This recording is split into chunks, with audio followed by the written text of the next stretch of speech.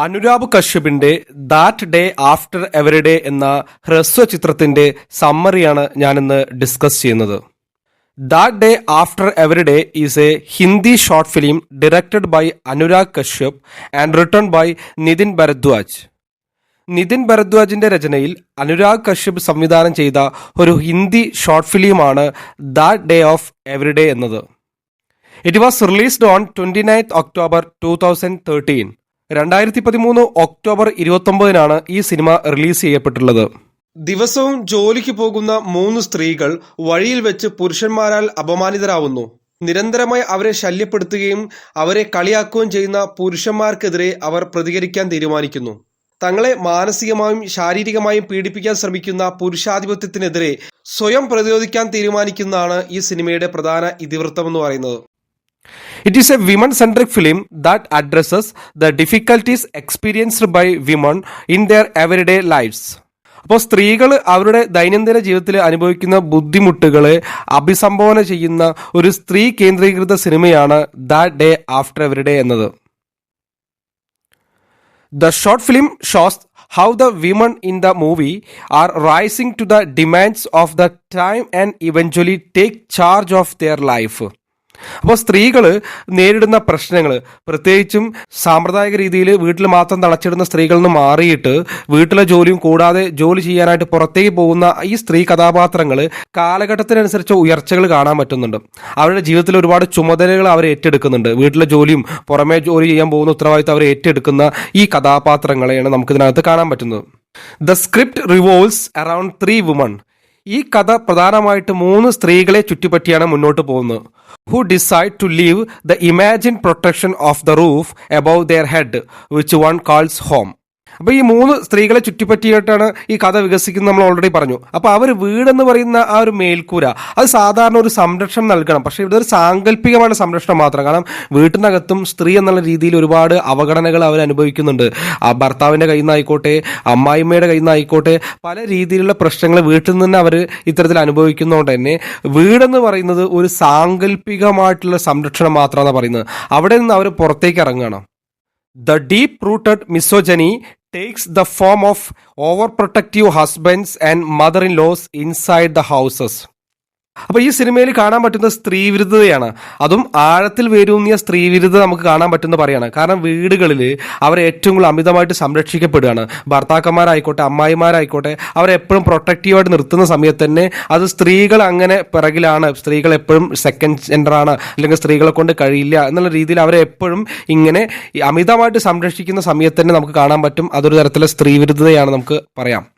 Once women are out of their homes, misogyny takes the shape of violence that are both physical and mental in nature. അപ്പോൾ സ്ത്രീകൾ അവരുടെ വീടിന് പുറത്തിറങ്ങിക്കഴിഞ്ഞാൽ ഈ സ്ത്രീവിരുദ്ധത എന്ന് പറയുന്നത് ശാരീരികവും മാനസികവുമായുള്ള ഒരു അക്രമത്തിന്റെ രീതിയിൽ രൂപമെടുക്കുന്നു പറയാണ്. അതായത് സ്ത്രീകൾ പുറത്തേക്ക് ഇറങ്ങിക്കഴിഞ്ഞാൽ സ്ത്രീകളെ കമന്റ് ചെയ്യുക, സ്ത്രീകളെ ശല്യപ്പെടുത്തുക. ഈ സിനിമയ്ക്കകത്ത് നമുക്ക് കാണാൻ പറ്റും. ആ സ്ത്രീകൾ ജോലി സംബന്ധമായിട്ട് പുറത്തേക്ക് ഇറങ്ങുന്ന സമയത്ത് അവരുടെ അയൽവാസികളായിട്ടുള്ള പുരുഷന്മാർ അവരെ കളിയാക്കുകയും പോകുന്ന വഴി അവരെ ശല്യപ്പെടുത്തുന്ന നമുക്ക് കാണാൻ കഴിയുന്നുണ്ട്. In the beginning silence and pretended negligence are their weapons. അപ്പോൾ ഈ ഒരു സിനിമ തുടങ്ങുന്ന സമയത്ത് ഈ സ്ത്രീകൾ അവരെ കളിയാക്കുമ്പോൾ, അവരെ ശല്യം ചെയ്യുമ്പോൾ അവർ മൗനം പാലിക്കുന്നുണ്ട്. മാത്രമല്ല അവർ ഒഴിവാക്കുകയാണ്. അത് ഒരു അശ്രദ്ധമായിട്ട് ആ കാര്യത്തെ അവർ ഒഴിവാക്കുന്ന സമയത്ത് അത് അവർക്കൊരു ഉപകരണമായിട്ട്, ഒരു ആയുധമായിട്ട് മാറുക. കാരണം അവർക്കെതിരെ സ്ത്രീകൾ പ്രതികരിക്കുന്നില്ല. അപ്പോൾ അതുകൊണ്ട് സ്ത്രീകളെ ഏത് രീതിയിലും നമുക്ക് കളിയാക്കാം, അവരെ ശല്യപ്പെടുത്താം എന്നുള്ളൊരു റൈറ്റ്സ് പുരുഷന്മാർക്ക് കിട്ടുന്ന പോലെ തോന്നുകയാണ്. But in the due course of time, they realize their need to fight back and claim their space and voice. അപ്പോൾ നിരന്തരമായിട്ട് തങ്ങളെ അവഹേളിക്കുന്ന, തങ്ങളെ ശല്യപ്പെടുത്തുന്ന ആ പുരുഷാധിപത്യത്തിനെതിരെ തക്ക സമയത്ത് തന്നെ തിരിച്ചടിക്കേണ്ടതിൻ്റെ ആവശ്യകത ആ സ്ത്രീകൾ മനസ്സിലാക്കുന്നുണ്ട്. അത് അവർ തിരിച്ചറിയുന്നുണ്ട്. ഞങ്ങളുടെ സ്പേസും അവരുടെ ശബ്ദം ഉയർത്തി കാണിക്കേണ്ട ആവശ്യകത അവർ തിരിച്ചറിയുന്നുണ്ട്. In a desperate attempt to survive, they decided to take it by themselves to act and fight back, not just against the bullying but against patriarchy in general. അപ്പോൾ സ്ത്രീകൾ സമൂഹത്തിൽ പുരുഷന്മാരുടെ എല്ലാ തരത്തിൽപ്പെട്ട അവഹേളനത്തിനും കീഴെ അല്ലെങ്കിൽ പുരുഷാധിപത്യത്തിന് കീഴെ എന്നും ഇങ്ങനെ ചടഞ്ഞുകൂടേണ്ട ആളുകളാണ് എന്നുള്ള രീതി മാറിയിട്ട് ഈ അതിജീവിക്കാനുള്ള ഒരു ശ്രമം ഇവരുടെ ഭാഗത്തുനിന്നുണ്ടാവുകയാണ്. അതായത് സ്വയം പോരാടാനും ഈ പുരുഷാധിപത്യത്തിനെതിരെ സ്വയം പോരാടാനും പ്രവർത്തിക്കാനും അവർ തീരുമാനമെടുക്കുകയാണ്. എന്നും ഈ പുരുഷന്മാരുടെ ചീത്തവിളി കേട്ടിട്ട് അവഹേളനം കേട്ട് മുന്നോട്ട് പോകാൻ പറ്റില്ല എന്നുള്ള തിരിച്ചറിവ് അവർക്കിടയിൽ ഉണ്ടാവുകയാണ്. And life comes full circle in the end when place occupied by a woman in the first scene, the kitchen is replaced by a man in the last scene. ഈ സിനിമയുടെ ആരംഭത്തിൽ നമുക്ക് കാണാൻ കഴിയുന്നത് അടുക്കളയിൽ നിൽക്കുന്ന ഒരു സ്ത്രീയെയാണ്. അതേസമയത്ത് തന്നെ ഈ സിനിമയുടെ അവസാന ഭാഗത്ത് ആ സ്ത്രീക്ക് പകരമായിട്ട് അവിടെ ഒരു പുരുഷനെ കാണാൻ കഴിയും. അപ്പോൾ ഇവിടെ ആ സ്ത്രീയുടെ സ്ഥാനത്ത് ഒരു പുരുഷനെ ഉപയോഗിച്ച് മാറ്റി സ്ഥാപിക്കുന്ന സമയത്താണ് ജീവിതം പരിപൂർണമാവുന്നതെന്നാണ് ഈ സിനിമ പറഞ്ഞു വെക്കുന്നത്. Three women from different households battle the barriers inside their house and decide to stand tall as independent figures with jobs. അപ്പോൾ വ്യത്യസ്ത വീടുകളിൽ നിന്നുള്ള 3 സ്ത്രീകൾ അവരുടെ എന്തെങ്കിലും ബുദ്ധിമുട്ടുകൾക്ക് വേണ്ടിയിട്ടോ അല്ലെങ്കിൽ അവരുടെ ജോലി സംബന്ധമായിട്ടോ സ്വതന്ത്രമായിട്ട് മുന്നോട്ട് പോകാനൊക്കെ ആയിട്ട് ജോലി ചെയ്യാൻ വേണ്ടി തീരുമാനിക്കുകയാണ്. അങ്ങനെ 3 സ്വതന്ത്ര വ്യക്തികളായിട്ട് ജോലി ചെയ്യുന്ന ആ 3 സ്ത്രീകളും തങ്ങളുടെ ഒരു തടസ്സത്തെ അവർ നേരിടാൻ ഒരുങ്ങുകയാണ്. But the journey is not easy as they live in the society that is infected to the veins with patriarchy. പക്ഷെ പുരുഷാധിപത്യം നിലനിൽക്കുന്ന ഈ ഒരു സമൂഹത്തിൽ പുരുഷന്മാർക്കെതിരെ പ്രതികരിക്കുക എന്നുള്ളത് അത്ര എളുപ്പമുള്ളൊരു കാര്യമില്ല എന്ന് അവർക്ക് തിരിച്ചറിയാം. If the attacks inside the houses are fought with struggling silences, it becomes impossible for them to survive from the attacks that lie outside their houses. സാധാരണ വീടുകളിൽ നടക്കുന്ന അക്രമങ്ങളെ സ്ത്രീകൾ മൗനത്തോട് കൂടിയിട്ടാണ് അതിനെ തോൽപ്പിക്കാറ്. കാരണം ഒന്നും മിണ്ടാതെ അവർ സഹിച്ച് പ്രതിരോധിച്ച് നിൽക്കാറുണ്ട്. പക്ഷേ വീടിന് പുറത്ത് നടക്കുന്ന ആക്രമണങ്ങളെ അങ്ങനെ മിണ്ടാതിരിക്കുന്നത് ശരിയല്ല. അവിടെ അതിജീവിക്കുകയാണ് വേണ്ടത്. അവിടെ കൃത്യമായിട്ടും തങ്ങളുടെ ശബ്ദം ഉയരണം എന്നുള്ള തിരിച്ചറിവ് ഇവർക്ക് വരികയാണ്.